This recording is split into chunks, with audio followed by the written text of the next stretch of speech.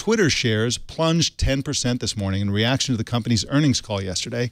Twitter reported that they're struggling to gain new users despite having launched several new features designed to make Twitter more appealing. Twitter's interim CEO Jack Dorsey was pretty hard on the company too, saying that Twitter remains too hard to use. Twitter has about 1/5 the users of Facebook, and in a report published yesterday ranked 7th in user satisfaction among social networks, well below Pinterest, Google+, and Facebook. On the plus side, Twitter's making lots of money, but that's because each user is seeing more ads, not because more users are seeing the same number of ads. Kevin Toffel, are they going to be able to pull this out of the fire, and should they? In fact, I think that one of the problems here is that everybody compares themselves to Facebook, and that's always going to be a losing proposition. But what do you think about their earnings call? Well, I agree with you. Facebook is the baseline that all others are judging themselves against. And I'm not sure that in Twitter's case, it's the right baseline to use.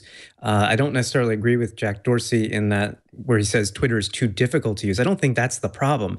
Twitter is far more limited. I mean, when you're stuck with 140 characters that you can type, that's easy to do. It's not difficult, and there's plenty of clients that will let you do it. It's just really limiting when you look at Facebook, how they've expanded into video calls and so many other features.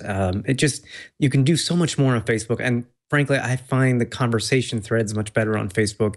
It's not always easy to have a conversation on Twitter. So, I don't think they should be aiming for Twitter-like numbers. You know, the other thing, though, is that I don't think a lot of the users, they're going for mainstream users. I don't think users want to have conversations. They want to follow people. They want to say things. They want to see things. Maybe a quick comment or two. Conversations are, like you say, much better on Facebook, much better on Google+, in my opinion.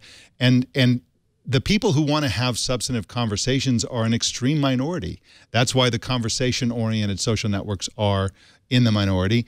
And again, I think Facebook, you can't even compare it anymore. It's so far ahead of everyone else in terms of users, in terms of number of hours spent per day. Nobody can touch Facebook. What scares me about Jack Dorsey's comments yesterday, though, is he was hinting that the solution might be to turn Twitter into a non-chronological, non-reverse chronological feed. In other words, right now, the most recent tweet among the people you follow is at the top, and then when a new one, somebody tweets something else, everything moves down and the new one goes on top. That's reverse chronological. It's linear. I personally think that that's one of the great things about Twitter, but he's talking about changing that and making it non-linear. What do you think about that possibility? I would not like that change. As a longtime Twitter user, I've been using it since December of 2006, if I recall correctly. And one of the benefits is that it's a real-time live stream in that chronological flow that you had mentioned, Mike. And, I kind of prefer that for Twitter and for the type of things I read on Twitter. Facebook, on the other hand, what they do is they have algorithms that will tweak that news feed to show things out of order based on interest, based on sort of what they want you to see.